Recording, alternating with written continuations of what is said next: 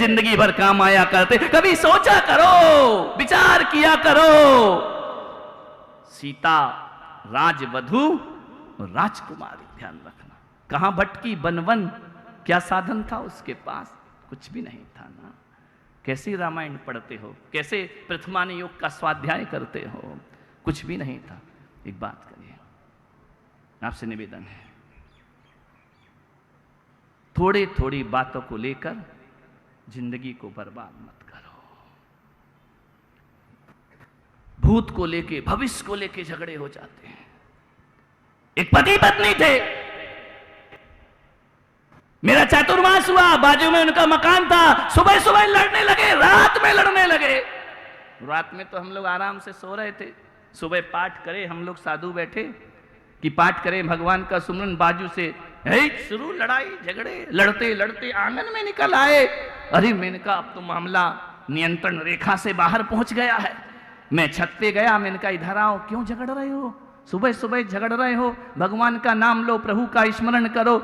बोले हम पति पत्नी है। अरे मैंने कहा है तो है, झगड़ काहे को रहे? पति पत्नी है तो। बोले इसीलिए तो झगड़ रहे कि हम पति पत्नी है। अरे मैंने कहा कमाल कर दिया। मैंने कहा बताओ लड़ाई का कारण क्या है? बोले लड़ाई का कारण कुछ नहीं महाराज, मैंने इसको 50 बार बोला, 50 बार क्या 1000 बार बोला, मेरा बेटा डॉक्टर बनेगा, और ये कहती मेरा बेटा इंजीनियर बने। झगड़े देखो फोकट के झगड़े, इन झगड़ों में कोई दम है? मेरा बेटा डॉक्टर बनेगा, मेरा बेटा इंजीनियर बनेगा। अरे मैंने कहा इस बात के लिए रात भर लड़ी। जरा बेटे से तो पूछो कि वो क्या बनेगा। तुम ही आपस में लड़े जा रहे हो। पति ने पत्नी को देखा, पत्नी ने पत्नी को देखा, दोनों ने देखा, शांत हुए। बोले बेटा तो अभी पैदा ही नहीं हुआ है। आदमी के फिजूल के झगड़े, बेटा पैदा हुआ नहीं, लड़ाइयां शुरू हो गई। ध्यान रखना मान्यवर, ये हंसी की बात नहीं है। तुम्हारे घर में भी ऐसे बेफालतू के झगड़े होते हैं जिनका कोई मूल्य नहीं हुआ करता है। सास बहू में झगड़ा हो गया, मलाई यही खाई जाएगी। सास बहू ने कहा पीहर जाएगी, चाहे कुछ भी हो जाए, ये मलाई पीहर में जाएगी। सास ने कहा यही खाई जाएगी, बोले पीहर जाएगी, यही खाई जाएगी। आज श्री महाभारत, ससुर जी आए, उनने कहा क्यों लड़ रही हो करम जली, काहे को लड़ रही हो? बोले लड़ाई सुनो, तुम बीच में नहीं बोलने का, मलाई यहीं रहेगी। बहू ने कहा मलाई वहीं जाएगी। ससुर ने कहा मलाई है कहां? बोले हम दोनों भैंस खरीदने का विचार बना रहे। भैंस आई नहीं, मलाई के झगड़े शुरू हो गए। ये भविष्य को लेके झगड़े, ध्यान रखना। मुल्ला नसरुद्दीन था, ना जाने क्या हो गया, बच्चे की इतनी पिटाई, इतनी पिटाई, इतनी पिटाई। उसकी पत्नी गुलाबों ने कहा तुम्हारा दिमाग खराब हो गया है क्या, क्यों मार रहे हो बच्चे को? बोले कल मुझे दिल्ली जाना है। अरे दिल्ली जाना तो इसको क्यों पीट रहे? दिल्ली जाओ तो प्यार करो, गले से लगाओ, 4 दिन को जा रहे हो, काहे को इसको मार रहे? अरे बोले जी भर के पीट लेने दे। बोले क्यों? बोले कल इसका रिजल्ट आएगा। समझ गए क्या?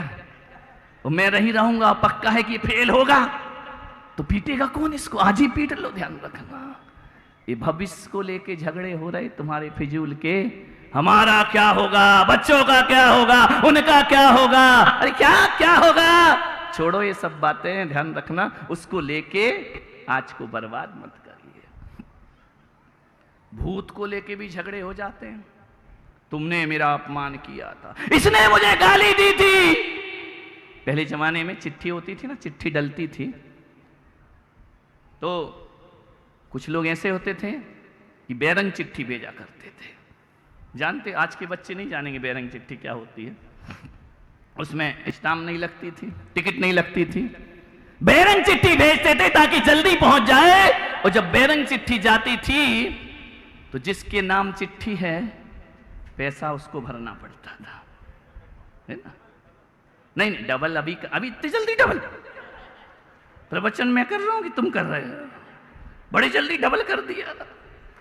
अब ऋषभ जी ने इतना टाइम लिया तो मैं भी तो लूंगा ना, क्योंकि हम किसी से कम नहीं। ध्यान रखना, जैसे ही चिट्ठी जाती थी पैसा लिया जाता था, और यदि वो चिट्ठी ना ले तो चिट्ठी लौट के कहां आती थी? भेजने वाले के पास। अब डबल लगेगा। ध्यान रखना, तुम्हारा हिसाब गड़बड़ है, इसलिए मोदी जी तुमको वित्त मंत्री नहीं बनाएंगे। ध्यान रखना, विचार करिए।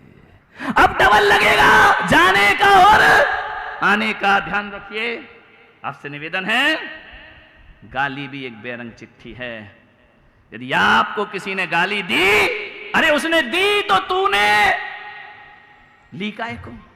तुम तो ऐसे तैयार बैठे हो कि जैसे पुलक सागर के प्रवचन के बाद भंडारा होना हो, लाओ जल्दी लाओ जल्दी लाओ। अरे ऐसा मत करो। उसने गाली दी, तूने ली क्यों? जितना वो देने के लिए स्वतंत्र है, उतना तू भी गाली लेने नहीं लेने के लिए स्वतंत्र है। ध्यान रखना। और मैं पुलक सागर कहता हूं कि सामने वाला गाली दे रहा है और तुमने नहीं ली, तो ये बेरंग चिट्ठी कहां जाएगी लौट करके? जहां से आई गाली वहीं वापस लौट जाया करती है। लेकिन आप तो इतने जल्दी चिट्ठी लेने को तैयार हो जाते हो, गाली लेने को तैयार हो जाते हो, एक लेते हो और बदले में दो पहुंचा। घाटे का सौदा क्यों करते हो? मान्य गुस्सा। इतने लड़ते हैं पति पत्नी। एक बच्चा आए, बोले हमारे माँ बाप बहुत लड़ते हैं महाराज, कैसे सुधारो? मैंने कहा घोर कलयुग आ गया, औलाद कह रही है बाप को कैसे सुधारो?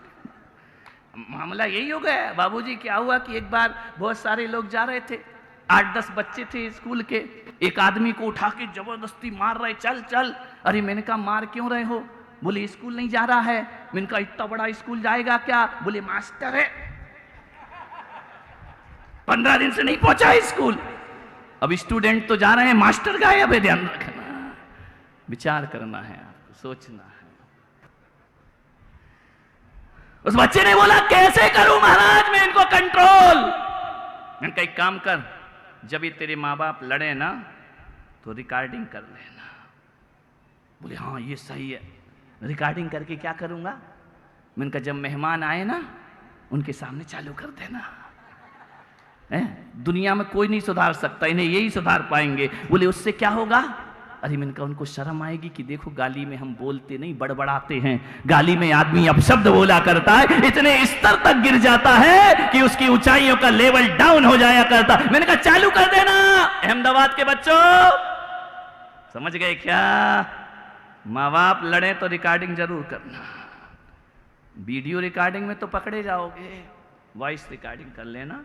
और जब कोई अच्छा व्यक्ति आए तो कहना देखो हमारे माँ बाप कितना अच्छा कीर्तन करते हैं भगवान का, बैठ करके कितना अच्छा भगवान का भजन करते हैं। करोगे ना रिकॉर्डिंग? बच्चे कह रहे हाँ। माँ बाप सावधान सावधान इंडिया, ध्यान रखिए। मान्य बदलना है लोगों को। समझ नहीं आती है बात। 80 साल के होने के बाद भी गुस्सा नहीं छूटता है। एक घंटे की सामायिक करने के बाद भी आदमी शांत नहीं होता है। प्रतिक्रमण करने के बाद आदमी शांत नहीं होता है। अभिषेक पूजा करने के बाद भी क्रोध उसका माथे पर रख। मैंने तो घर के तो छोड़ो, मंदिरों में लड़ते लोग देखे हैं। ध्यान रखना, ये लड़ ही तो रहे हैं, चावल और फूल पे लड़ रहे हैं। विचार करिए, पीले चावल पे और फूल पे झगड़ा हो रहा है। अरे नादानो, चावल और फूल से लड़ने वाले को मोक्ष मार्गी नहीं कहा है, जो कर्मों से लड़ता है वो निर्वाण को प्राप्त किया करता है।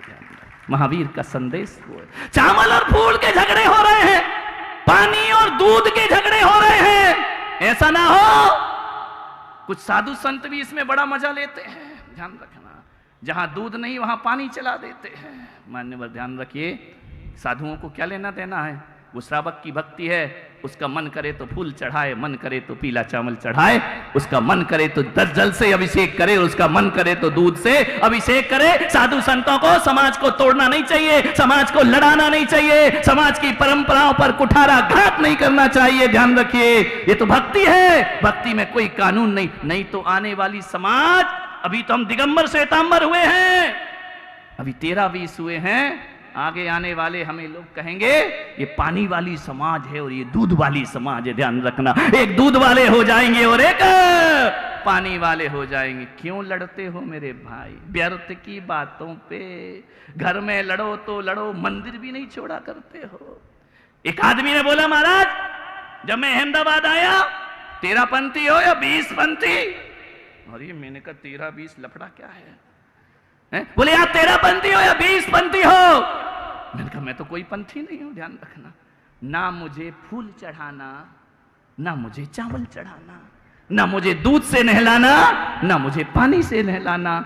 मेरा तो कोई रोल ही नहीं है इस पंथ में। और ये पंथ काय के हैं? आधे घंटे के पंथ जिंदगी भर की दुश्मनी बन जाया करते हैं मेरे भाई। पूरे 22 घंटे हमारे खराब कर दिया करते हैं। आधे घंटे की पूजा ने आदमी को आदमी से तोड़ दिया। आधे घंटे के विवादों ने इंसान को इंसान से तोड़ दिया। मंदिरों में क्रोध करते हैं लोग।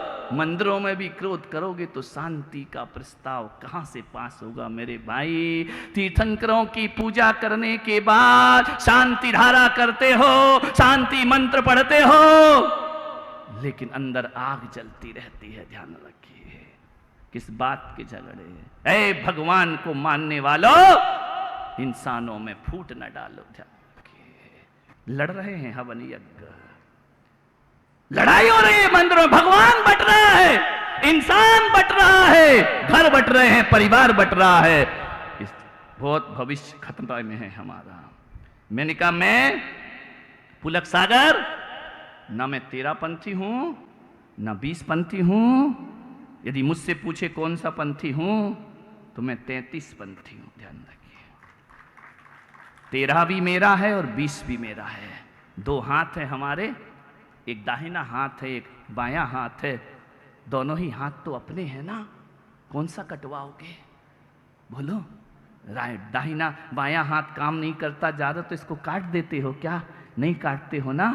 एक भी हाथ आप कटवाने को तैयार नहीं होते तो मैं पुलक सागर कैसे समाज को काट सकता हूं? ध्यान रखिए, कैसे समाज के टुकड़े कर सकता हूं? तेरा भी हे प्रभु जो तेरा पंथ सो मेरा पंथ, हे प्रभु जो 20 पंथ वो भी मेरा पंथ। किस बात के झगड़े? मत लड़ो। मैं सबसे सुखी साधु हूं दुनिया का, ध्यान रखना। मेरे से ज्यादा सुखी महाराज मिलेगा नहीं तुमको जिंदगी में, क्योंकि मैं इन लफड़ों में पड़ता नहीं हूं। जो लफड़े में पड़े वो रात दिन पिसे जा रहे हैं, लड़ जा रहे हैं, अपनी अपनी टीम बनाने में लगे हैं। आज साधु संतों की वो स्थिति हो गई है जैसे विधानसभा और लोकसभा में हुआ करती है। मेरा चेला उसकी पार्टी में ना चला जाए, मेरा भक्त उसके पास नहीं चला जाए। धत तेरे की। मैं पुलक सागर भक्त बनाने नहीं, भगवान बनने निकला हूं। ध्यान रखिए, तुम्हें भक्त बना के मुझे मिल क्या जाएगा? तुम्हारी लड़ाइयों के सिवा मुझे कुछ नहीं मिलना है, घाटे ही घाटा है। ध्यान रखना, तुम मेरे भक्त बन जाओ वो अलग बात है, लेकिन मैं इंटेंशन पूर्वक। एक व्यक्ति आए, बोले हमें आपको गुरु बनाना है। मैंने कहा तुम क्या गुरु बनाओगे? गुरु तो मेरे गुरु ने मुझे बना दिया है। ध्यान रखना, मान्यवर सोचिए, विद्वेष की आग, प्रतिशोध की आग में जी रही है दुनिया, लड़ाई में जी रही है दुनिया। आसान थे सब। जब भी गुस्सा आए क्या करना?